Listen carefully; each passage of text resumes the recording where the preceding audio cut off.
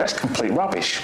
Yes, it's time for Kenny Ken to kick off. Kenny, are you there, baby? Yes, I am, Justin. I'm looking at all these Man City fans, innit? Can you imagine? You know, it's really hard for you guys. I mean, you're probably one of the best teams in the country, and everyone's still obsessed with Man United. I mean, people still see you as the Spurs of Manchester. I mean, you know what I mean? I mean, if you take Aguero and De Bruyne out your side, you're virtually ordinary anyway. And we're probably going to beat the. We're probably going to win the league anyway. And one thing, you haven't beaten us for 3.5 years. I thought I'd get that in before I get me rattling, because I know like it's getting a bit spicy. Then I just want you guys wound up and up for the show anyway. Kenny Ken, I love you to bits. I watch you every time you're on FANTV. I love you too. But you are so wrong, my friend. You're sorry. You know, listen, getting into Europe every year for the last few years doesn't get you an open-top bus ride round North London, does it? Let me finish. You come on here, you rant away. You've won nothing for years, my friend. And for you to say that we're not a side only with Aguero and De Bruyne. You heard Rob say Gundogan, 20 million. Scored 4 goals in 2 games. Silva, awesome. Silva and Gundogan were the 2 men of the match for me against Barcelona. We beat Barcelona 3-1, Kenny Ken. You're winning nothing, my friend. I don't know why you can't spout on about this stuff. Let me say something now. You only got the Champions League by a whisker on goal difference. And when you had Aguero and De Bruyne out the side, that is proof it's a pudding that you guys struggle to get the top 4. Excuse me, have you heard of... These are facts. Have you heard of Iheanacho? Do you know how many goals he scored? Actually, his name is pronounced Iheanacho. He's Nigerian, so I've got a Nigerian background, so I'll just help you. How many goals has he scored?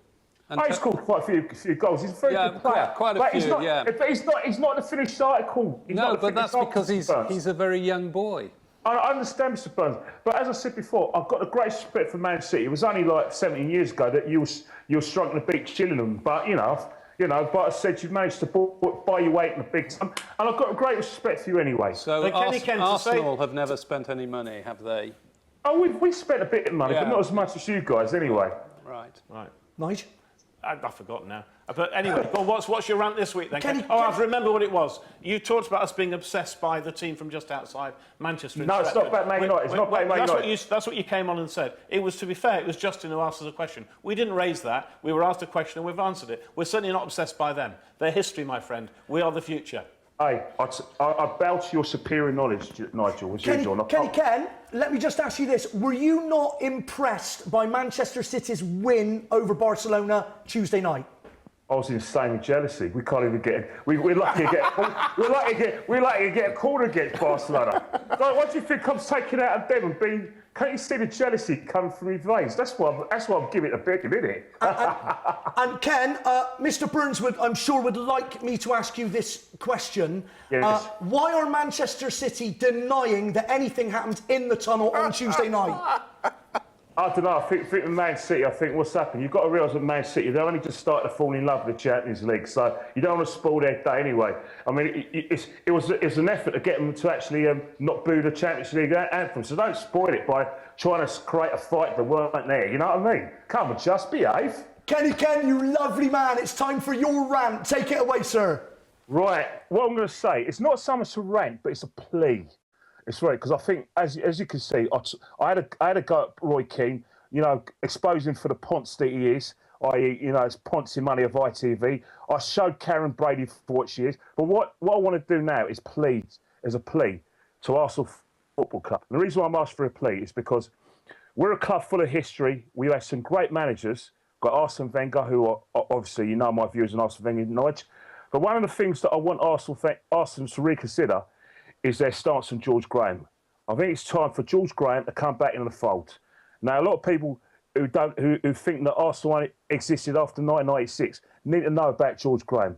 George Graham was a part of a 1971 double winning side. We've done a double, by the way, Nigel. I thought you'd just get that win in anyway. So he's the double winning side. He also won 2 league titles. He broke the domination of Liverpool Football Club. And for some reason, Arsenal Football Club are denying him. Now, I know about the bunk, and I know he went to split.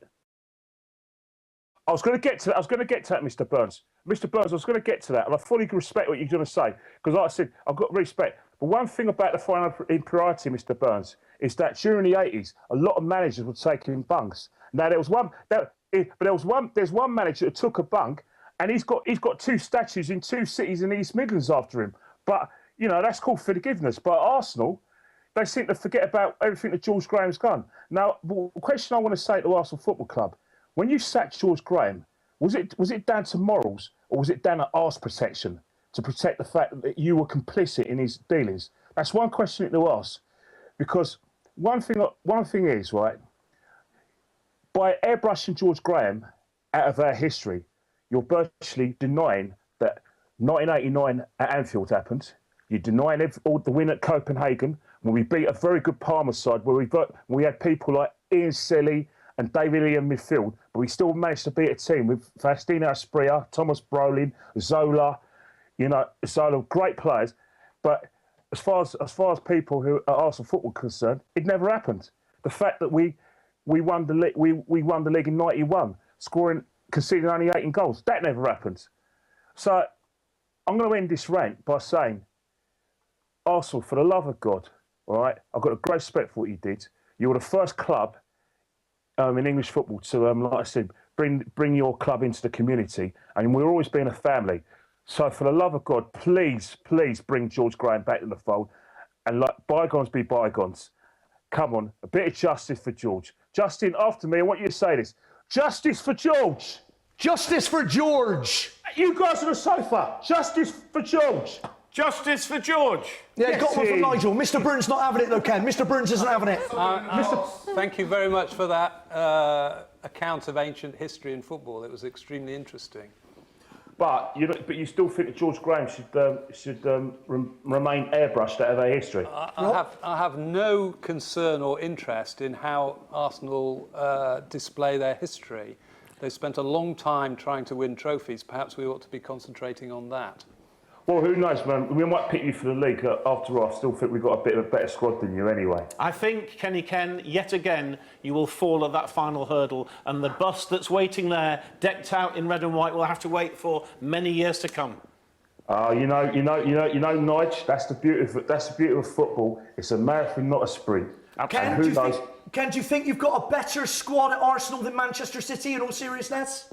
I fully say so. And the reason why I say that is because we've got a depth of players in midfield. Like our midfield is very strong. We've got players who cover every bases. We've got holding players. We've got, if Coquelin's out, we can get El Neni and Xhaka in. We've got Cavola, he's a deep line midfielder. We've got Xhaka who can play that position as well. We also got Ozil on the side, got Ramsey to come back. It's a very strong midfield, and basically they can play for any team. Plus in defence, we're now strong in defence where we've never been before, and we've got 2 great world-class goalkeepers. So I think a lot of squads in the Premiership will envy what I've got. I've got a great respect for Man City, but one thing I do worry about Man City is that you've only got 2 world-class players.